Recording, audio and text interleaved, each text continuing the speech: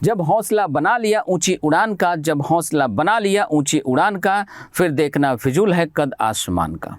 दोस्तों, मैं अजीत कुमार आपके यूट्यूब चैनल कोको एसएससी पर आप सभी का बहुत बहुत स्वागत करता हूं। क्या आप अभी भी इडियम्स एंड फ्रेजेस को रटते हैं? आप अभी भी इडियम्स एंड फ्रेजेस को रटते हैं क्या? यदि हाँ, तो रटना छोड़ दीजिए। दोस्तों, आज हम लोग अपने एसएससी एग्ज़ाम के रिगार्डिंग वोकैब की बात करेंगे। अब ये जो अपना वोकैब का सेक्शन होता है, वोकैबलरी का सेक्शन होता है, इसमें आपको क्या क्या पढ़ना है? तो इसमें आपको पढ़ना होता है synonyms, antonyms, one word substitution, idioms and phrases and then misspelled. ठीक है, इसी 5 सेक्शंस में से, वोकैब के इसी 5 सेक्शंस में से आज हम लोग एक इडियम्स एंड फ्रेजेस का सेक्शन शुरू करेंगे। आज का हमारा ये जो क्लास होगा, ये होगा इडियम्स एंड फ्रेजेस का। इस इडियम्स एंड फ्रेजेस के सेक्शन में दोस्तों, जैसा कि आप सब लोग जानते हैं, आप सबों का बहुत डिमांड होता है वोकैब का। और यदि इडियम्स एंड फ्रेजेस की हम बात करें तो आपके एसएससी के सभी एग्जाम्स में टीयर 1 में जो प्री का एग्ज़ाम होता है, उसमें कम से कम 2 नंबर के क्वेश्चन पूछे जाते हैं। चाहे आपका सीजीएल हो या सीएचएसएल हो, एमटीएस हो, स्टेनो में इससे और ज़्यादा मिलेंगे, सीपीओ में और ज़्यादा आपको मिलेंगे, मोर देन 2 रहते हैं। जहाँ तक मेंस की बात है, मेंस की यदि हम लोग बात करें तो सीजीएल मेंस में, अर्थात सीजीएल के टीयर 2 एग्ज़ाम में इडियम्स एंड फ्रेजेस के सेक्शन से कम से कम 10 क्वेश्चन आपको डायरेक्टली पूछे गए होते हैं। और इसके अलावा भी इडियम्स एंड फ्रेजेस का प्रयोग आपको देखने को मिलता है। ये एक ऐसा सेक्शन है जिसका प्रयोग आपके कॉमन एरर में भी देखने को मिलता है, आपके फिल इन द ब्लैंक्स में भी देखने को मिलता है, और तो और सेंटेंस इम्प्रूवमेंट में, क्लोज टेस्ट में, पैसेज में भी इसका प्रयोग आपको देखने को मिलता है। तो कुल मिलाकर यदि टीयर 2 की हम बात करें तो 10 से 15 क्वेश्चन, कम से कम 10 से 15 क्वेश्चन, 10 क्वेश्चन तो डायरेक्ट आपसे पूछे जाते हैं। इनके अलावा कम से कम और 4 से 5 क्वेश्चन आपको टीयर 2 में देखने को मिलते हैं। अर्थात कुल मिलाकर टीयर 2 में 10 से 15 क्वेश्चन हम लोगों को इडियम्स एंड फ्रेजेस के फेस करने होते हैं। तो आज के इस वीडियो सेशन में हम लोग इडियम्स एंड फ्रेजेस को बिना रटे कैसे बनाएंगे, हम लोग ये टेक्निक सीखेंगे। और आज का ये जो हमारा वीडियो है, ये वीडियो सेशन आपका इडियम्स का जो वीडियो सेशन है, ये पूरा का पूरा सीएचएसएल 2021 जिसका एग्ज़ाम आपके 2022 में हुआ है, ये सारे के सारे वही इडियम्स एंड फ्रेजेस हैं। ठीक है, ये इडियम्स एंड फ्रेजेस सीएचएसएल 2021 का जिसका एग्ज़ाम 2022 में हुआ था, ये उसका फर्स्ट पार्ट है। ठीक है, इसका एक और पार्ट आपको मिलेगा जो आगे के वीक में आपको अवेलेबल होगा। तो आइए हम लोग यहाँ से पढ़ना शुरू करते हैं। सबसे पहले देखिए, जो इडियम्स एंड फ्रेजेस है, ये होता क्या इडियम्स एंड फ्रेजेस? देखिए, ये भी ग्रुप ऑफ वर्ड्स होता है, इसमें भी एक से अधिक शब्द होते हैं, लेकिन जिन शब्दों का प्रयोग आपको देखने को मिलता है, जिन शब्दों का प्रयोग आपको इडियम्स एंड फ्रेजेस में देखने को मिलता है, इसका मीनिंग दरअसल उससे थोड़ा अलग होता है, उससे बिल्कुल अलग होता है। ये एक सामान्य अवधारणा है। ठीक है, बिल्कुल अलग होता है। लेकिन यदि इडियम्स एंड फ्रेजेस की हम बात करें, इसमें जो भी ग्रुप्स ऑफ वर्ड्स आपको दिखाई देते हैं, शब्दों का जो समूह आपको दिखाई देता है, मोर देन 1 वर्ड्स आपको यूज़ किए हुए मिलते हैं। ठीक है, इसमें अलग अलग प्रकार के वर्ड्स हो सकते हैं, अलग अलग प्रकार के पार्ट्स ऑफ स्पीच का प्रयोग आपको देखने को मिलता है। यहीं पे आप में से कुछ बच्चों को कन्फ्यूजन होता है, सर इसी प्रकार का फ्रेजल वर्ब भी तो होता है। बिल्कुल सही कहा आपने। फ्रेजल वर्ब में क्या देखने को मिलता है, आइए इसकी बात करते हैं। देखिए, फ्रेजल वर्ब में जैसे हम लोग एक एग्जांपल ले लें फ्रेजल वर्ब में कॉल का। सबसे आसान सा एग्जांपल लेते हैं, कॉल। अब जरा ये देखिए, ये जो कॉल है हमारा, इस कॉल के साथ हम यदि प्रेपोजिशन को चेंज करते चलें, हम इसके साथ कभी ऑन लिखें, कभी इन लिखें, कभी एट लिखें, देखिए ये वर्ड तो सेम है, ये वर्ड तो सेम है। अब क्या होता है कि इनके साथ ये प्रीपोजिशन चेंज होते चले जाते हैं और इनका मीनिंग चेंज होता चला जाता है। तो इसको हम लोग कहते हैं फ्रेजल वर्ब। क्या कहते हैं? इसको हम लोग कहते हैं फ्रेजल वर्ब कहते हैं। ठीक है, जबकि यहाँ से आगे चलते हैं। अब यहाँ देखिए, गो टू द वॉल, इसमें देखिए गो आपको दिखाई दे रहा है, तो गो के साथ फॉर होता, गो के साथ इनटू होता, गो के साथ टू होता। ठीक है, तो इसको हम लोग कहते हैं फ्रेजल वर्ब। लेकिन इसके साथ देखिए अलग अलग पार्ट्स ऑफ स्पीच का प्रयोग किया गया है। ठीक है, ऐसे ग्रुप ऑफ वर्ड्स का जो अलग टाइप का मीनिंग निकलता है, इनसे बिल्कुल अलग जो मीनिंग निकलता है, इसी को हम लोग कहते हैं इडियम्स एंड फ्रेजेस। क्या कहते हैं? Idioms and phrases. जैसे आपने बचपन से सुना होगा क्रोकोडाइल टीयर्स। अब क्रोकोडाइल क्या होता है भाई? घड़ियाल, मगरमच्छ, ठीक है। अब क्रोकोडाइल के आंसू होते हैं क्या?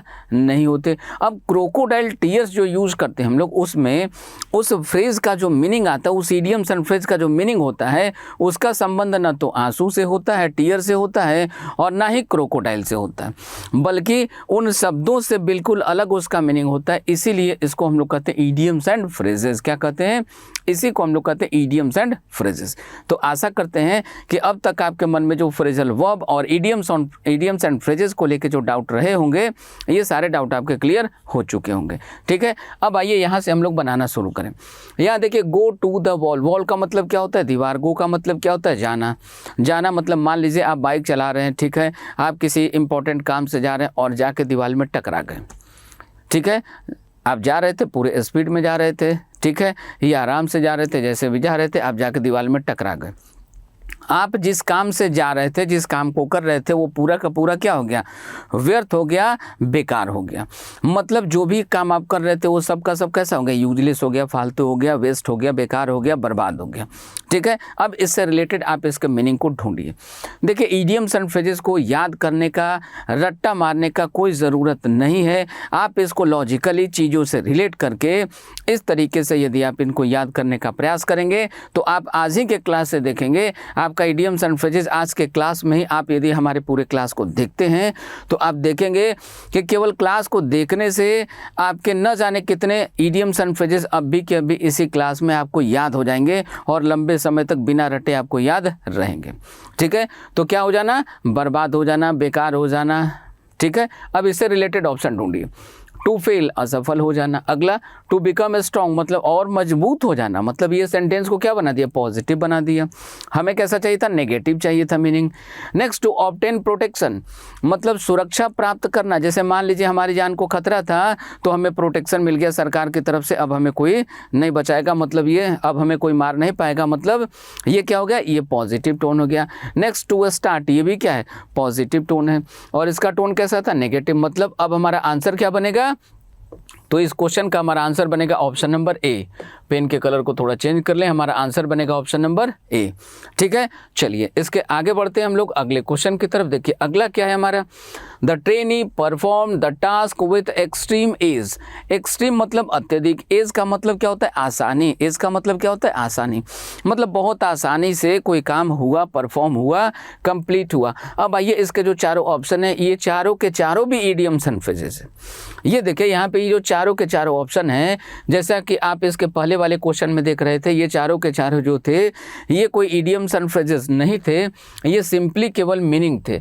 लेकिन यहाँ पे आपको ये जो चारों ऑप्शन दिखाई दे रहे हैं, ये चारों के चारों इडियम्स एंड फ्रेजेस हैं। ये भी चारों के चारों इडियम्स एंड फ्रेजेस हैं। जो अंडरलाइन पार्ट है ये तो है ही।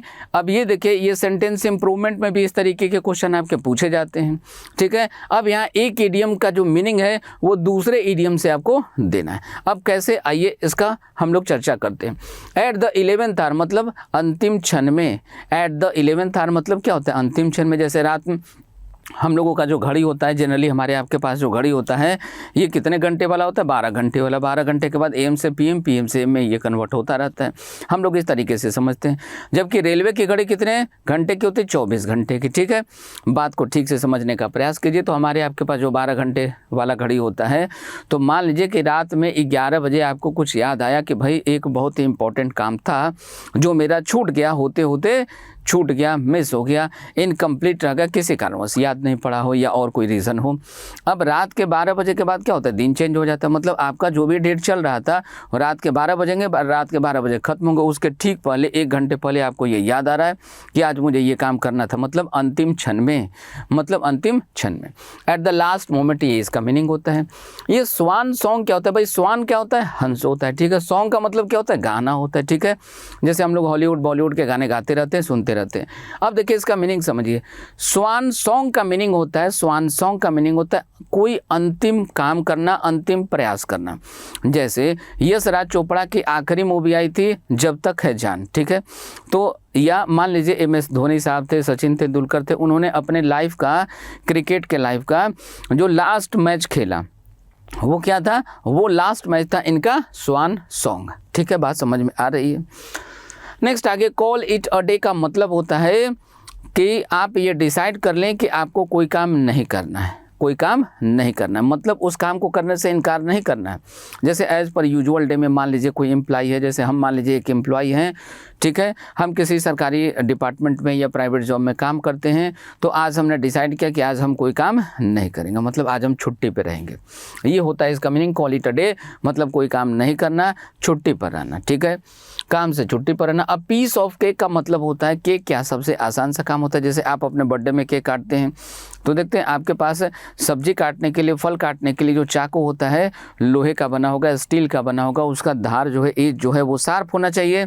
लेकिन यहाँ क्या होता है, केक आप किसी चीज़ से काट सकते हैं, लाइक आप प्लास्टिक का चाकू यूज़ कर लें, लाइक आप लकड़ी का चाकू यूज़ कर लें, आप अपने मोबाइल को ही क्यों नहीं यूज़ कर लें, उससे भी केक कट जाता है, ठीक है, मतलब केक काटना सबसे आसान काम होता है। तो अ पीस ऑफ केक का मतलब होता है द मोस्ट ईजीएस्ट थिंग, या कोई भी ऐसा काम जिसको करना बहुत आसान हो, ठीक है। अब आ जाइए, इसको हम लोग यहाँ से रिलेट करें, performed the task with extreme ease. अब ये जो आसानी है इससे रिलेटेड हमारा आंसर क्या है, तो हमारा आंसर हो जाएगा इसका ऑप्शन नंबर डी। आंसर क्या हो जाएगा, ऑप्शन नंबर डी। तो यहाँ पे हम लोगों ने एक इडियम्स एंड फ्रेजेस को एक्सप्लेन करने के लिए 4 और इडियम्स एंड फ्रेजेस को सीख लिया। इस तरीके से आपको पढ़ने की ज़रूरत होती है। नेक्स्ट आगे बढ़े हम लोग। अब fly on the wall, wall का मतलब क्या होता है, दीवार। एक दीवार से दूसरे दीवार पे आप उड़ते रहिए ड्रोन की तरह। अब जैसे अभी देखिए, अभी एक न्यूज़ आपने सुना होगा, अल जवाहिरी जो अल-कायदा का चीफ था, अमेरिका ने उसको ड्रोन से मार गिराया, ठीक है, बात समझिए। अब इसका मीनिंग क्या होता है, एक ऐसा व्यक्ति, जैसे जवाहिरी को जो मारा गया, तो जवाहिरी को ये नहीं पता था, अल-कायदा का जो चीफ था उसको नहीं पता था कि कोई हमें ऑब्ज़र्व कर रहा है, जबकि उसको बहुत दिनों से ऑब्ज़र्व किया जा रहा था, कई सालों से उसको ऑब्ज़र्व किया जा रहा था, ठीक है। अब ज़रा ध्यान दीजिए यहाँ पे होता क्या है, फ्लाई ऑन वॉल, इसका मतलब ये होता है कि एक ऐसा व्यक्ति जो आपको ऑब्ज़र्व तो करता हो, एक दीवार से दूसरे दीवार पे जंप करता रहता हो, मतलब आपके लिए वो अननोन हो, और वहाँ से बाउंड्री पे, दीवार पे जंप कर कर के वो आपके ऊपर नज़र रखता हो, आप उसको नहीं जानते हैं बट वो आपको ऑब्ज़र्व कर रहा है। मतलब आपके लिए वो एक ऐसा व्यक्ति है जो अनजान है, अनभिज्ञ है, बट वो ऑब्ज़र्वर का काम कर रहा है, ठीक है। मतलब आपके लिए वो अनजान, अनभिज्ञ ऑब्ज़र्वर जो आपको रीड कर रहा हो, ऐसे व्यक्ति को हम लोग क्या कहते हैं, तो ऐसे व्यक्ति को हम लोग यूज़ करते हैं ऐसे व्यक्ति के लिए अब fly on the wall, fly on the wall. बात समझ में आई। अब आ जाइए, ऑप्शन चेक कर ले। वेरी इंटेलिजेंट पर्सन होगा नहीं। एन अनवेलकम गेस्ट, मतलब एक ऐसा गेस्ट जिसको हम लोग पसंद नहीं करते, नहीं चाहते। एन अनपर्सिव्ड ऑब्जर्वर, ऑब्जर्वर है, अनपर्सिव्ड का मतलब होता है, परसीव का मतलब होता है टू नो, मतलब जानना, अनुभव, बोध, ज्ञान। अनपर्सिव्ड मतलब जिसका ज्ञान आपको नहीं हो, ठीक है, ऐसा observer. Next option number D, option number D है अ विजिलेंट सिक्योरिटी गार्ड, मतलब एक ऐसा सिक्योरिटी गार्ड जो निगरानी रखने का काम करता हो, जैसे गेट कीपर, ठीक है, चौकीदार। तो इस क्वेश्चन का आंसर हमारा क्या बनेगा, इस क्वेश्चन का आंसर हमारा बनेगा ऑप्शन नंबर सी। क्या बनेगा, ऑप्शन नंबर सी बनेगा। नेक्स्ट यहाँ से आगे बढ़ते हैं। देखिए यहाँ पे लिखा हुआ है gear up for. Gear up का मतलब होता है तैयार होना, गियर अप का मतलब होता है तैयार होना। अब गियर अप फॉर, फॉर का मतलब क्या होता है, के लिए, मतलब किसी काम के लिए, किसी पर्सन के लिए, किसी और चीज़ के लिए तैयार होना, तैयार होना, ठीक है। अब इससे रिलेटेड आप वर्ड ढूंढिए। यहाँ देखिए पास इनटू, ये फ्रेजल वर्ब है। अब पास इनटू क्या होता है भाई, पास इनटू का मीनिंग होता है कोई चीज़ किसी के अधिकार में चले जाना। जैसे बिग बास्केट, जैसे मान लीजिए कोई कंपनी है, छोटी सी कंपनी है, उसको कोई बड़ी कंपनी खरीद रही हो, या एक कंपनी बैंकरप्ट हो गई हो, दूसरी कंपनी उसको खरीद रही हो, जैसे पेंटालून बैंकरप्ट हो गई, ठीक है। जैसे आइडिया देखिए डूबते डूबते बच रही है, ठीक है। तो मान लीजिए आइडिया डूब जाए तो कोई दूसरा आके जैसे उसको वोडाफोन उसका पूरा शेयर खरीद ले, ठीक है। मान लीजिए एयरटेल जाके आइडिया को खरीद ले, तो इस खरीदने से क्या होगा, अब जो आइडिया थी वो पास इनटू कर जाएगी किसके पास, एयरटेल के पास, मतलब किसी चीज़ का स्वामित्व, अधिकार दूसरे के हाथ में चले जाना, ठीक है। नेक्स्ट आगे गेट रेडी फॉर, ये हो सकता है। स्टार्ट ऑफ, स्टार्ट ऑफ क्या होता है भाई, कहीं से चले जाना, स्टार्ट ऑफ कहीं से चले जाना, या कोई काम विशेष रूप से शुरू करना, कोई भी काम एक विशेष रूप से शुरू करना, ठीक है। जैसे आप देखते हैं, आपको बहुत सारे लोग हमारी तरह यूट्यूब पे पढ़ाते हैं, कुछ लोग शायरी से गाना अपना क्लास शुरू करते हैं, कोई किसी और चीज़ से शुरू करता है, ठीक है। तो हर किसी कि कुछ काम को करने का तरीका अलग अलग हो सकता है, उस विशेष ढंग से किसी काम को स्टार्ट करने का जो तरीका होता है उसी के लिए हम लोग यूज़ करते हैं स्टार्ट ऑफ। अब ये पुट ऑन क्या होता है? पहनना। जैसे हम लोग अपने घर से बाहर जाते हैं, जैसे आप आते हैं क्लास करने के लिए, ऑफलाइन क्लासेस में जब आप आते हैं हमारे यहाँ पढ़ने के लिए, तो आप क्या करते हैं, आप अपना बढ़िया सा कपड़ा पहनते हैं, शर्ट टी शर्ट वगैरह वगैरह, आप बहुत सारी चीज़ें जो भी आपको अच्छी लगती है उसको जो पहनते हैं, घड़ी पहनते हैं, जूता पहनते हैं, ठीक है, पुट ऑन। ठीक है, नेक्स्ट उसको कहते हैं हम लोग पुट ऑन। तो इस क्वेश्चन का आंसर हमारा क्या बना? इस क्वेश्चन का आंसर बना ऑप्शन नंबर बी। नेक्स्ट यहाँ से आगे बढ़े, यहाँ देखिए इन द सेम बोट। अब देखिए इससे मिलता जुलता एक और इडियम्स एंड फ्रेजेस आपके एसएससी एग्जाम में आता है, बार बार ये दोनों आपके एग्जाम में देखने को मिलते हैं। इन द सेम बोट या to sail in the same boat, to sail in the same boat. देखिए हम यहाँ पे लिख भी रहे हैं to sail in the same boat, in the same boat. अब देखिए आप इसमें याद रखिएगा सेम बोट को केवल बस, इस सेल से हमें कोई मतलब नहीं है। ठीक है, अब ये दोनों पूछा जाता है बार बार आपके एग्जाम में, इसलिए हम आपको बता रहे हैं। अब ये देखिए सेम बोट मतलब एक ही नाव में होना, सेम बोट मतलब जिस नाव में आप हैं उसी नाव में हम हैं, ऐसा वाला सिचुएशन। मतलब दोनों एक ही प्रकार के मुश्किल परिस्थिति में हों, दोनों एक ही प्रकार के मुश्किल परिस्थिति में हों। ठीक है, कोई भी व्यक्ति हो, दो हो या दो से ज़्यादा हो, सबके सब यदि एक ही प्रकार के समान मुश्किल परिस्थिति में हैं तो उसके लिए हम लोग यूज़ करते हैं इन द सेम बोट। ठीक है, जैसे अभी देखिए रसिया यूक्रेन वॉर आपने सुना, इन द सेम वे आजकल घटना एक बड़ा पॉपुलर हो रहा है चाइना और ताइवान का। ठीक है, चाइना और ताइवान का, तो ताइवान और यूक्रेन लगभग सेम पिच पे खड़े दिखाई पड़ते हैं। ठीक है, तो हम लोग कह सकते हैं कि Taiwan and Ukraine are in the same boat. ठीक है, हालांकि ताइवान पे अभी अटैक हुआ नहीं लेकिन खतरा तो है। चलिए, तो अब इससे रिलेटेड हम लोग ऑप्शन ढूंढे, to be in the same difficult situation as someone else. हाँ, ये हो सकता है। टू शेयर प्रॉफिट, जो प्रॉफिट है उसको बांटना, ये नहीं होगा।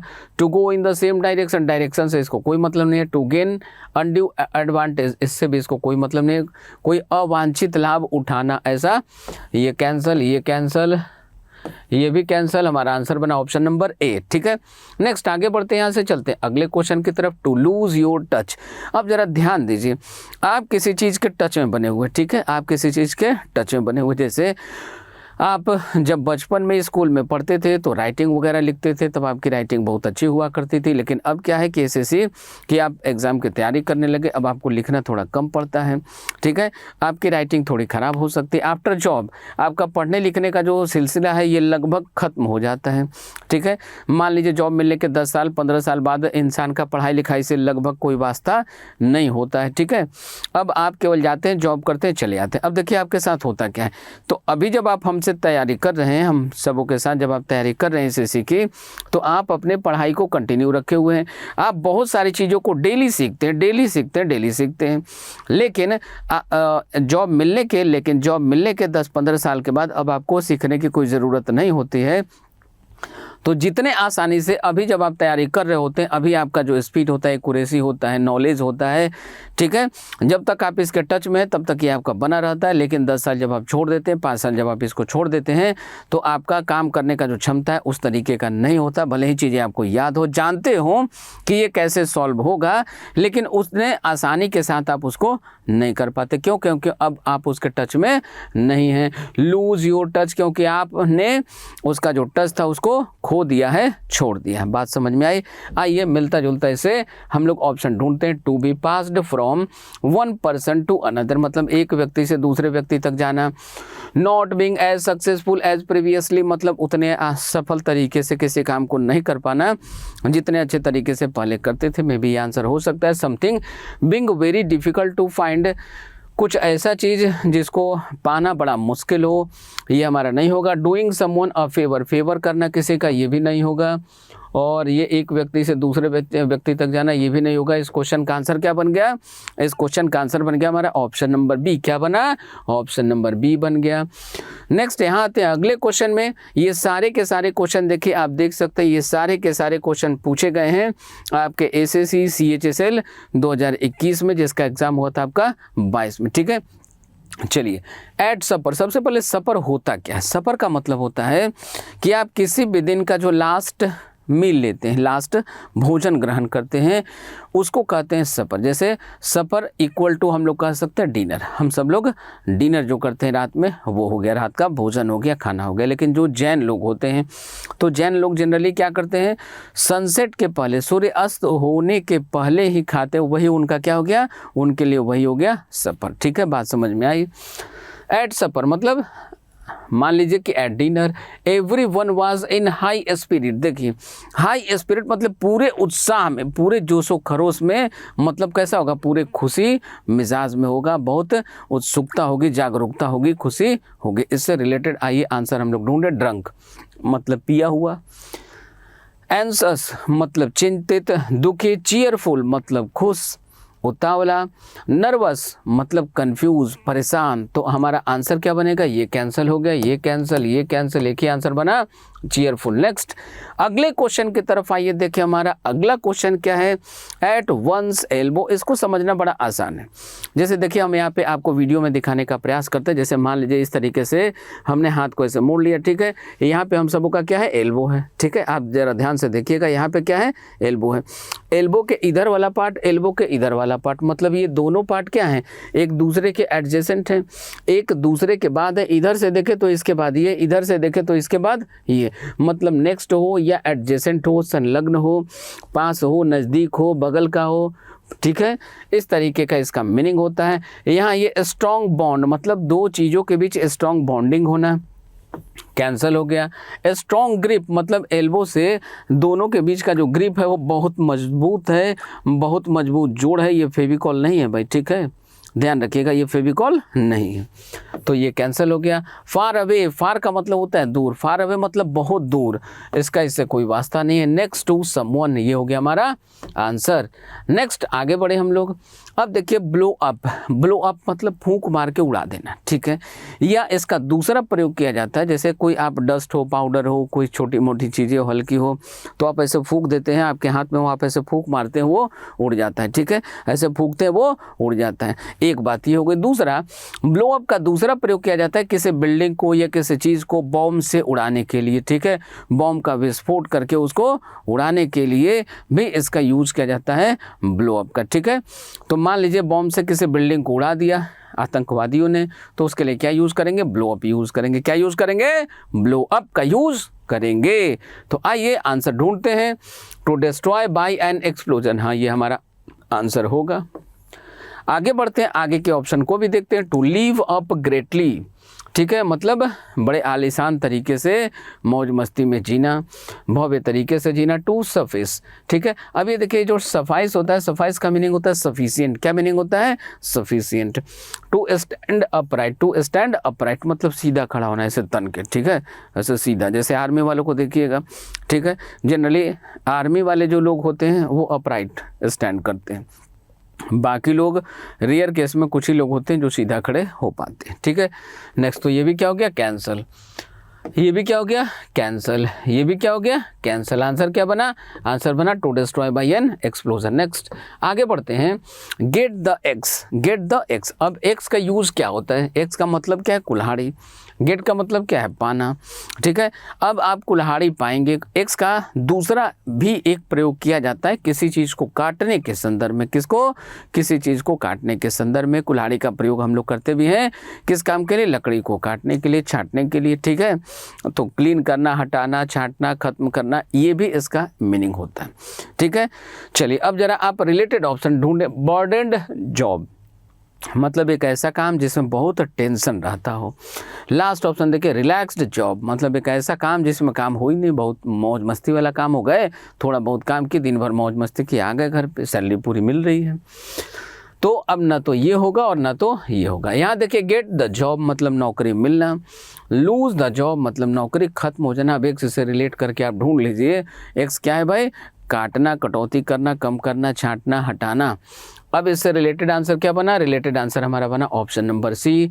तो ये भी कैंसिल, मतलब A, B and D cancel हो गया। हमारा करेक्ट आंसर बना ऑप्शन नंबर सी।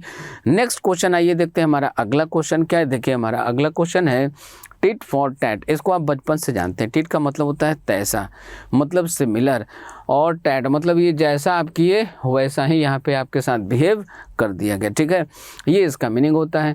गो स्मूथली मतलब आसानी के साथ किसी काम को करना। नेक्स्ट आगे काउंटर अटैक, मतलब काउंटर क्या होता है भाई? काउंटर अटैक का मतलब क्या होता है? मतलब जवाबी कार्रवाई करना, मतलब आपके ऊपर किसी ने अटैक किया, बदले में आपने भी उसके ऊपर अटैक किया। प्रिपेयर टू लीव मतलब कहीं से जाने की तैयारी करना, किसी चीज़ को छोड़ने की तैयारी करना। वाइल्ड गेस मतलब एक पागलपन भरा विचार होना, एक बेतुका अनुमान लगाना, ठीक है। तो यहाँ अनुमान से कोई मतलब नहीं है, जाने से कोई मतलब नहीं है, स्मूथली से कोई मतलब नहीं है। हमारा आंसर क्या बना? आंसर बना काउंटर अटैक। नेक्स्ट अगला क्वेश्चन देखिए, अगला क्वेश्चन फिर है हमारे CHSL 2020 का, जैसा कि हमने आपको पहले बताया।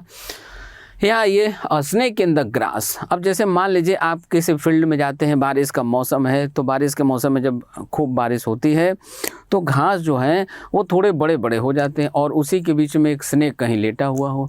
मतलब ज़रा आप सोच लीजिए, आपके लिए खतरा है, लेकिन उस खतरे को आप एहसास नहीं कर पाते, देख नहीं पाते, ठीक है। अनसुलझा या एक प्रकार से कह सकते हैं कि अनएक्सपेक्टेड डेंजर है आपके लिए, इससे रिलेटेड वर्ड हम लोग आइए ऑप्शन आइए हम लोग यहाँ पे ढूंढें। अ वेल्दी पर्सन मतलब एक धनी व्यक्ति, कैंसिल हो गया। अ डिसीटफुल पर्सन एक धोखेबाज व्यक्ति हो सकता है। आगे देखिए ऑप्शन। अ टॉकेटिव पर्सन, टॉकेटिव क्या होता है? बातों नहीं, खूब बात करने वाला, ये कैंसिल। अ टिमिड पर्सन, टिमिड का मतलब होता है डरपोक, तो एक डरपोक व्यक्ति, ये भी कैंसिल। आंसर क्या बना? धोखेबाज व्यक्ति। इसी प्रकार से धोखेबाज कुछ भी हो, धोखेबाज फ्रेंड भी हो सकता है, ठीक है। नेक्स्ट आगे अगले क्वेश्चन में देखें। She was within a hair's breadth. अब देखिए हमारे आपके सिर में बाल होते ही हैं, बाल का ब्रेड का मतलब क्या होता है? जैसे आप याद कीजिए, मैथ में आप मेंसुरेशन पढ़े थे, रेक्टेंगल वगैरह पढ़े थे, ठीक है। तो बचपन में आपने पढ़ा था कि ये क्या था, तो ये था आपका रेक्टेंगल, तो ये इसका लेंथ होता था और ये इसका क्या होता था? ब्रेड्थ होता था, मतलब ये लंबाई हो गई और ये चौड़ाई। अब आप जरा ध्यान दीजिए, ब्रेड्थ का मतलब होता है चौड़ाई, यानी कि विड्थ होता है, ठीक है। तो हमारे आपके सिर में बाल होते हैं, उस बाल का चौड़ाई या मोटाई आप जरा ध्यान दे दीजिए कितना होता है? बहुत कम, नगण्य, न के बराबर, बहुत कम। आइए रिलेटेड आंसर ढूंढें। तो अब हेयर ब्रेड्थ ऑफ विनिंग मतलब जीता तो है, लेकिन बड़े मार्जिन से नहीं, बड़े अंतर से नहीं जीता होगा, एकदम लेस मार्जिन से, ठीक है, नॉमिनल मार्जिन से। नैरो मार्जिन ये हो सकता है। एक कॉम्प्लिस क्या होता है भाई? एक कॉम्प्लिस का मतलब होता है अपराध में किसी का साथी होना, साथ देना, सह अपराधी, तो ये कैंसिल हो गया। सर्टेन का मतलब होता है निश्चित, डिजायरस, इच्छुक, ये भी कैंसिल, ये भी कैंसिल। आंसर क्या बना? नैरो मार्जिन, नैरो एस्केप, ठीक है। नेक्स्ट आगे ग्रीज समवन्स पाम, पाम का मतलब क्या होता है? हथेली, जैसे ये हमारा हथेली है तो ये क्या हो गया? ये पाम हो गया, ठीक है। अब ग्रीज का समवन का प्रयोग करते हैं किसी व्यक्ति के लिए, समवन समबडी का प्रयोग करते हैं किसी लिविंग बीइंग के लिए, किसी व्यक्ति के लिए, ठीक है। अब ग्रीज, ग्रीज क्या होता है? जैसे हमारे आपके गाड़ियों में ग्रीज लगता है, ठीक है। तो गाड़ियों में जब ग्रीज लगता है तो चीज़ें कैसी हो जाती है? स्मूथ हो जाती है, चिकनी हो जाती है। अब हाथ को चिकना बनाना है भाई, किसी व्यक्ति के हाथ को चिकना बनाना है, तो इसमें तेल मसाला लगाने से काम नहीं चलेगा। ऐसा नहीं कि इसमें एवरेस्ट के आप ले जाके छोले मसाले लगा दो, चाट मसाले लगा दो, घी तेल लगा दो, ठीक है, इससे ये हाथ चिकना नहीं होता है। व्यक्ति का हाथ चिकना होने का मतलब होता है घूस लेना। क्या लेना? घूस लेना भाई, तभी चिकना होगा। हाथ चिकना करो, तुम्हारा काम हो जाएगा। अक्सर गवर्नमेंट डिपार्टमेंट में यही हम लोगों को देखने सुनने को मिलता है, ठीक है। चलिए, तो ग्रीज समवन्स पाम मतलब क्या करना? किसी को घूस देना। अब आ जाइए, बी जीलस ऑफ समवन मतलब किसी से ईर्ष्या करना, जलना, ठीक है। अब ये ईर्ष्या करना, जलना, अब जलना का मतलब पेट्रोल की तरह, आग की तरह जलना नहीं, ईर्ष्या के सेंस में। ब्राइब समवन किसी को घूस देना, ये हमारा आंसर होगा। पुट इन हार्ड वर्क मतलब किसी को किसी कठिन काम में लगा देना, ठीक है। गो टू बैटल युद्ध करने के लिए जाना, तो ये भी कैंसिल, ये भी कैंसिल, ये भी कैंसिल। करेक्ट आंसर बना हमारा ऑप्शन नंबर बी। नेक्स्ट आगे चलते हैं। अगला इडियम एंड फ्रेजेस देखिए हम लोग। स्टॉर्म इन अ टी कप, देखिए हम में से बहुत सारे लोग चाय पीने के शौकीन होते हैं, ठीक है। और ऐसे जो चाय पीने के लोग शौकीन होते हैं, इनको चाय के कप या इनको जो भी चाय मिलता है कप के अंदर जो भी चाय है उसका रंग देख के, कलर देख के, सुगंध देख के ही उनको एहसास हो जाता है कि इस चाय का टेस्ट कैसा है, कैसा नहीं है। अब मान लीजिए जैसा चाय वो इंसान पीता है आज या अभी उसको जो चाय सर्व किया गया वो जैसा पीता था वैसी क्वालिटी उसके नहीं है। अब क्या होता है, हम में से कुछ लोग उस पर गर्म हो जाते हैं, गुस्सा हो जाते हैं, नाराज़ हो जाते हैं। ठीक है, बात समझ में आ रही है? मतलब कि छोटी छोटी बातों पे हम लोग गुस्सा हो गए, कोई बहुत ज़्यादा ही गुस्सा हो जाता है सीधा आसमान पे उठा लेता है। बहुत सारे ऐसे चाय के दीवाने लोग होते हैं। ठीक है, कभी आपका भी सामना ऐसे लोगों से हुआ हो या हो सकता है, तो अवेयर रहिए। ठीक है, तो अब जरा देखिए ये लोग क्या करते हैं, चाय जैसी छोटी मोटी चीज़ के नाम पे घर को या आसमान को सिर पे उठा लिए, मतलब समझ गए, बहुत ज़्यादा गुस्सा हो गए। इस टाइप का सेंस इसका निकलता है। स्टॉर्म का मतलब तूफान। ठीक है, अब आ जाइए आंसर हम लोग ढूंढे। The tea in which spices are added, एक ऐसा चाय जिसमें स्पाइस मिलाया गया, मतलब स्पाइसी चाय होना। टेस्टी टी मतलब स्वादिष्ट चाय होना। Next, to enjoy tea during a storm, जब आंधी तूफान आया हुआ हो उस समय चाय का मजा लेना। Next, a lot of anger and worry about trivial things. Trivial क्या होता है भाई? ट्रिवियल का मतलब होता है साधारण, तुच्छ, महत्वहीन। इस ट्रिवियल वर्ड को याद रखना दोस्तों, इसको आप याद रखिएगा। ये ट्रिवियल जो है न जाने कितनी बार आपके सिनोनिम्स में, एंटोनिम्स में, मिस स्पेल्ट में, क्लोज टेस्ट में, फिलर में, न जाने कहाँ कहाँ पे कितनी बार पूछा गया है। ये बताना भी थोड़ा डिफिकल्ट है कि कितनी बार पूछा गया है, बार बार रिपीट होता है ये। नेक्स्ट, अब इस क्वेश्चन का आंसर क्या बनेगा? क्वेश्चन का आंसर बनेगा ऑप्शन नंबर डी, ये कैंसिल, ये कैंसिल, ये कैंसिल। ठीक है, नेक्स्ट आगे बढ़ते हैं। यहाँ पे सीखे हम लोग अगला क्वेश्चन क्या है। The youth involved in the accident escaped, वो यूथ, वो व्यक्ति जो एक्सीडेंट में शामिल था वो बच गया। एस्केप का मतलब क्या होता है? बच जाना। कैसे बच गया भाई? By the skin of the teeth. आप जरा ध्यान दीजिए, हमारे आपके मुंह में जो दांत होता है, दांत का स्किन मतलब उसका जो छिलका होता है, अपर लेयर होता है, वो कितना मोटा होगा? एकदम बारीक रहता है, एकदम पतला, एकदम थिन। ठीक है, जैसे हेयर ब्रेड्थ वाले केस में हम लोग समझ रहे थे, नैरो एस्केप वाले में समझ रहे थे। ठीक है, इन द सेम वे आइए अब इसका हम लोग आंसर ढूंढे। वेरी एरोगेंट, एरोगेंट क्या होता है? जिद्दी, हठी, आसानी से बात नहीं मानने वाला, तो ये तो कैंसिल हो गया।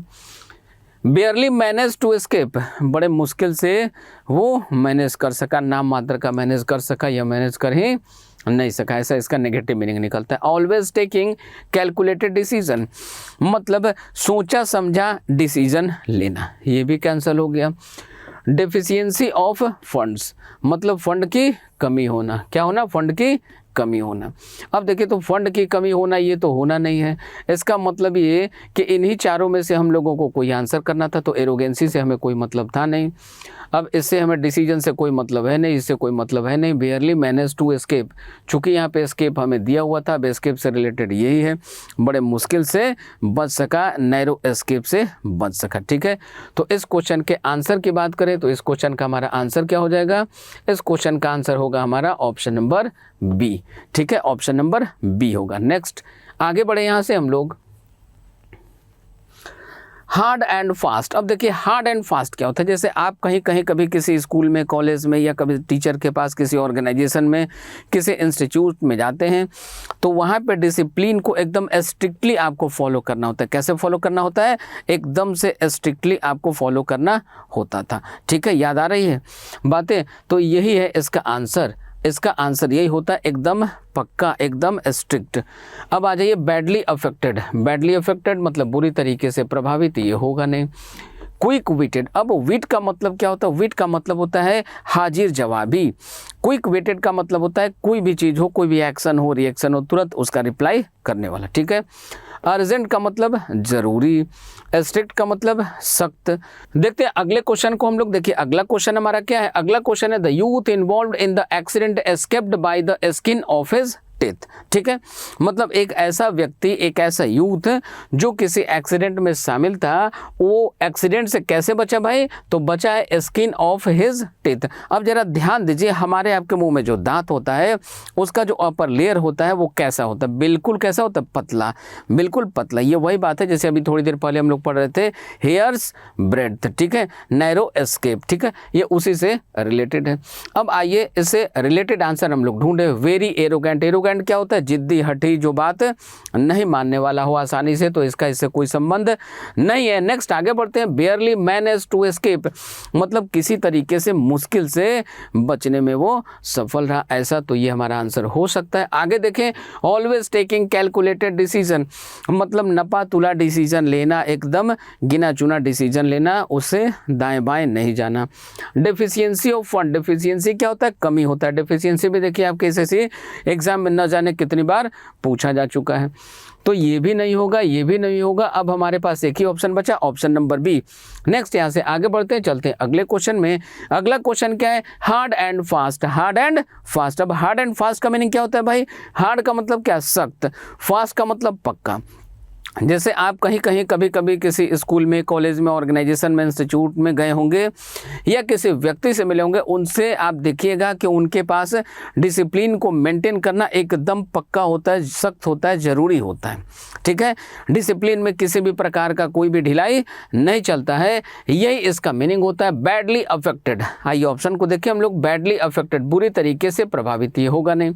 क्विक विटेड, विट का मतलब क्या होता है, हाजिर जवाबी, विट का मतलब हाजिर जवाबी। क्विक विटेड का मतलब आपको कहीं भी किसी भी प्रकार का कोई भी एक्शन हो उसका तुरंत रिप्लाई करने वाला, उसको कहते हैं क्विक विटेड। तो अगला क्वेश्चन देखिए, अगला क्या है हमारा ऑप्शन, अगला ऑप्शन है अर्जेंट। अर्जेंट का मतलब जरूरी, स्ट्रिक्ट का मतलब क्या है, सख्त। ठीक है, तो इस क्वेश्चन का हमारा आंसर क्या बनेगा, आंसर बनेगा ऑप्शन नंबर डी। नेक्स्ट अगले क्वेश्चन में चलते हैं, देखिए हमारा अगला क्वेश्चन क्या है। अगला क्वेश्चन है, it was a catch 22 situation for the manager, मतलब मैनेजर के लिए कैच 22 को पकड़ने के समान। अब इसको समझने के लिए हम आपको थोड़ा सा याद कराते हैं। जैसे आप रमी का नाम सुने होंगे, मोबाइल पे आजकल बहुत आता रहता है, रमी खेलिए। आप कभी किसी मूवी में कसीनो का सीन देखे होंगे, ठीक है, ठीक है, बात को ठीक से समझिए। अब कसीनो में क्या होता है कि इस तरीके का एक ऐसे क्लॉक टाइप का बना होता है, इस पर बहुत सारे नंबर ऐसे ऐसे लिखे होते हैं। ठीक है, अब इसमें ये जो टेबल होता है ये राउंड घूम रहा होता है, तो किसी एक कलर या किसी एक नंबर को यदि आप चाहते हो कि हम इसी को रोक के अपने सामने रख पाएँ या वो आपके सामने आए, आप उसको कैच कर पाएँ, तो ये बड़ा ही मुश्किल काम होता है, लगभग असंभव होता है, और अगर होता है तो लक बाई चांस होता है। ठीक है, बात समझ में आई। अब इससे रिलेटेड मिलता जुलता आइए हम लोग आंसर यहाँ पे ढूंढना शुरू करें। अब पॉजिटिव आउटकम, आउटकम का मतलब क्या होता है, परिणाम, रिजल्ट, ये भी आपके एसएससी में पूछा है। अब positive outcome in a tough situation, ठीक है, मतलब किसी टफ सिचुएशन में, किसी कठिन परिस्थिति में कुछ पॉजिटिव रिजल्ट निकलकर सामने आना, तो यहाँ पे ऐसा कुछ है नहीं। ये इस सेंटेंस का जो टोन था वो नेगेटिव था, ये पॉजिटिव है, कैंसिल हो गया।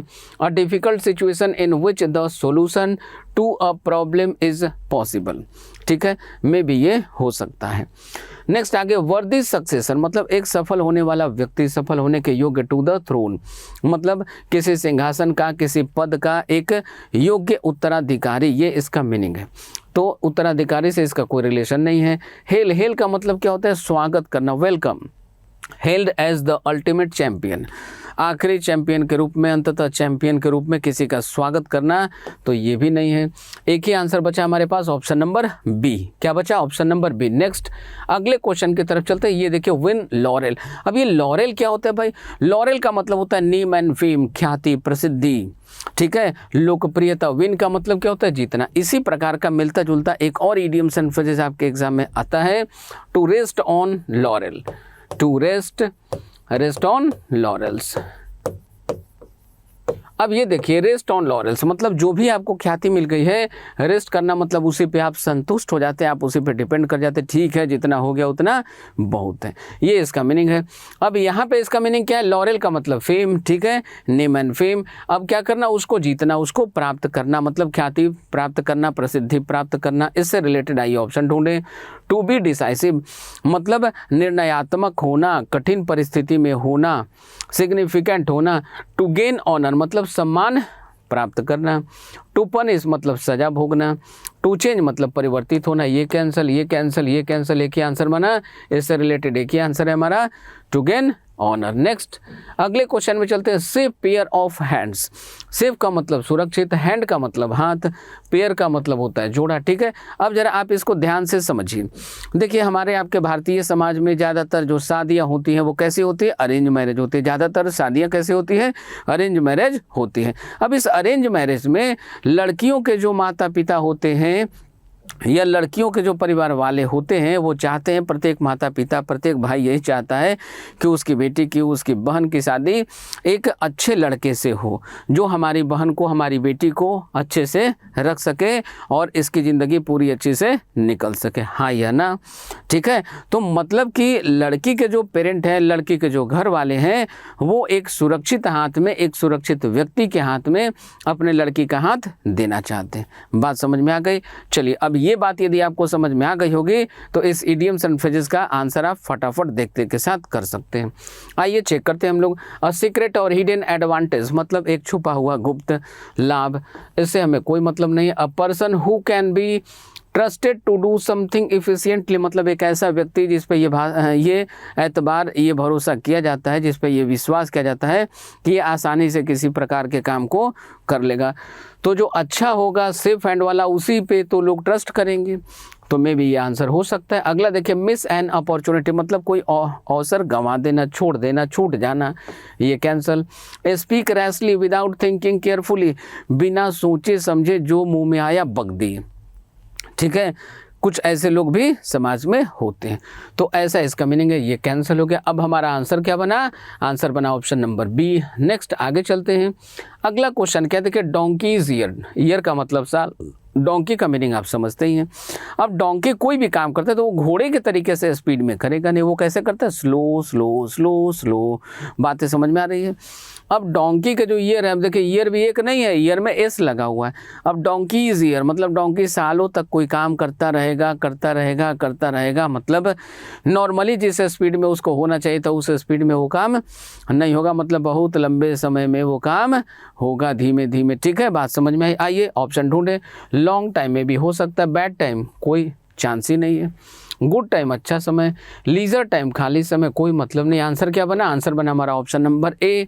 नेक्स्ट यहाँ ये नॉकडाउन। नॉकडाउन का मतलब क्या होता है? कोई काम तेज़ी से झटके में मार के किसी को गिरा देना। जैसे किसी गाड़ी से मान लीजिए हमारा एक्सीडेंट हो गया, ठीक है, तो कोई हम, जैसे मान लीजिए हम यहाँ पे खड़े थे, उधर से कोई दूसरा गाड़ी वाला आया, हम सड़क पे खड़े थे, कोई दूसरा गाड़ी वाला आया, उसको ब्रेक लगाने नहीं आ रहा था, ठीक है, और ला के हमको ठोक दिया, ठीक है। बात समझ में? तो नॉकडाउन का मतलब होता है धक्का मार के गिरा देना। तेज़ी से झटका मारना क्या होता है? तेज़ी से झटका मारना, ठीक है। आइए ऑप्शन ढूंढे। टू सक्सीड सफल होना, टू एक्सेप्ट स्वीकार करना, टू डेमोलिश मतलब गिरा देना, तो ये हमारा आंसर हो सकता है। टू रीडू मतलब फिर से काम को करना, तो हमारा आंसर क्या बनेगा? इस क्वेश्चन का आंसर बनेगा हमारा ऑप्शन नंबर सी। क्या बनेगा? ऑप्शन नंबर सी बनेगा। नेक्स्ट आगे चलते हैं। Let down. अब देखिए ये लेट डाउन क्या होता है भाई? डाउन तो होता है नीचे, ठीक है, और लेट के तो बहुत सारे मीनिंग होते हैं। लेट का प्रयोग हम लोग करते हैं सजेशन, प्रपोजल, एडवाइस, सारे सेंस में, ठीक है। बात समझ में आ रही है? अब देखिए इसका मीनिंग होता क्या? लेट डाउन का सही मीनिंग होता है कि अगर कोई व्यक्ति कोई काम नहीं कर रहा है, ठीक है, जैसे मान लीजिए हमारे आपके परिवार में बहुत सारे लोग हैं, कंबाइंड आपकी फैमिली हो, ज्वाइंट फैमिली हो, ठीक है, और उसमें से कोई एक व्यक्ति ऐसा है जिसको कुछ भी समझाइए वो कुछ भी करने को तैयार नहीं है, तो हम लोग क्या कहते हैं? Let it down, let that person down, let him down, let her down. उसको पढ़े रहने दो भाई, छोड़ दो भाई, ठीक है, मतलब उसको असफल है, वो एग्जाम में पास नहीं कर रहा है, छोड़ दो, उसको समझाने का कोई फायदा नहीं है। तो अंततः हम लोग क्या करते हैं? उसको छोड़ देते, जाओ भाई तुमको नहीं पढ़ना है मत पढ़ो, ठीक है। बात समझ में आ रही है? ऐसा ही इसका मीनिंग होता है। अब आइए इसके ऑप्शन को हम लोग ढूंढना शुरू करते हैं। टू हायर मतलब किसी को हायर करना, किराए पे रखना, नियुक्त करना, काम पे रखना, लगाना। टू फेल मतलब असफल होना। टू नर्स मतलब किसी का देखभाल करना, सेवा करना। टू केयर अबाउट मतलब इसका मतलब होता है किसी की परवाह करना, ध्यान रखना। तो परवाह करना, ध्यान रखना ये होगा नहीं, सेवा करना होगा नहीं, ये होगा नहीं, फिर क्या करेंगे? To fail. नेगेटिव टोन था इसका, इसका टोन कैसा था? नेगेटिव। इसका टोन कैसा है? नेगेटिव। तो ये हो गया गया हमारा आंसर। आंसर बना ऑप्शन नंबर बी। नेक्स्ट आगे चलते हैं अगले क्वेश्चन की तरफ। To beat around the bush, bush का मतलब क्या होता है झाड़ी, अराउंड का मतलब क्या होता है कि चारों ओर, ठीक है, और बीट का मतलब क्या होता है पीटना।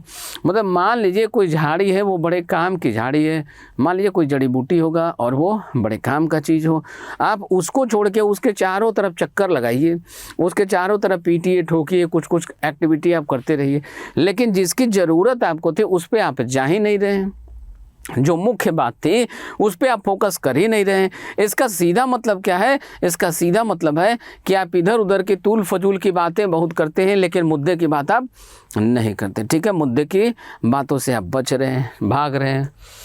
हाँ, ये ऑप्शन को हम लोग देखें, to avoid talking about what is important, जो इम्पॉर्टेंट है उसमें बात करने से बचना में भी हो सकता है। To hope for something that is unattainable, मतलब एक ऐसे चीज़ जिसको प्राप्त करना, जिसको अचीव करना मुश्किल हो, उसके बारे में क्या करना, उसकी आशा करना, ठीक है, कि ये हमें मिल जाएगा, ऐसा हमारे साथ हो जाएगा, ठीक है। Next, to discuss minute details of something, किसी चीज़ के बारे में छोटी छोटी बातों का डिस्कस करना, चर्चा करना। To search for a lost thing in vain, मतलब ऐसे चीज़ के बारे में व्यर्थ का प्रयास करना जो खो चुका हो, अब नहीं हो आपका, या आपके पास नहीं हो, तो ये कैंसिल क्या बना, अब एक ही आंसर बना हमारा, to avoid talking about what is important, ये भी हमारा कैंसिल हो गया। नेक्स्ट आगे चलते हैं। ईट लाइक अ हॉर्स, अब जरा सोचे, ईट मतलब खाना, लाइक मतलब के समान, हॉर्स का मतलब घोड़ा।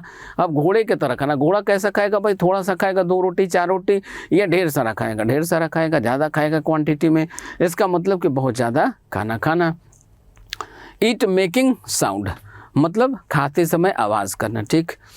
ईट अ लॉट ऑफ फूड, मतलब ढेर सारा भोजन खाना, ढेर सारी चीज़ें खाना। डिसलाइक फूड, मतलब खाने को नापसंद करना। ईट फूड वाइल रनिंग, मतलब दौड़ते हुए समय या दौड़ते समय खाना, तो ये होगा नहीं, एक ही आंसर बचेगा, ईट अ लॉट ऑफ फूड, ये भी कैंसिल। नेक्स्ट आगे बढ़ते हैं, देखते हैं अगले क्वेश्चन को। Hit the book, hit the books का मतलब क्या होता है कि किताब को आप इतनी बार पढ़िए, इस तरीके से पढ़िए कि पूरा का पूरा बुक या उसके जो कॉन्सेप्ट है वो सब का सब आपके ब्रेन में सेट कर जाए, मतलब हिट द बुक हो गया, ठीक है। आइए ऑप्शन को देखिए हम लोग। To have a very long list, मतलब एक लंबा सा लिस्ट होना है, लिस्ट से इसका कोई वास्ता नहीं है। बिकम वेरी कन्फ्यूज, मतलब बहुत ज़्यादा कन्फ्यूज हो जाना, कोई मतलब नहीं है। टू स्टडी वेरी हार्ड, मतलब बहुत ज़्यादा पढ़ाई करना, पढ़ाई में कठिन परिश्रम करना, ये हमारा आंसर हो सकता है।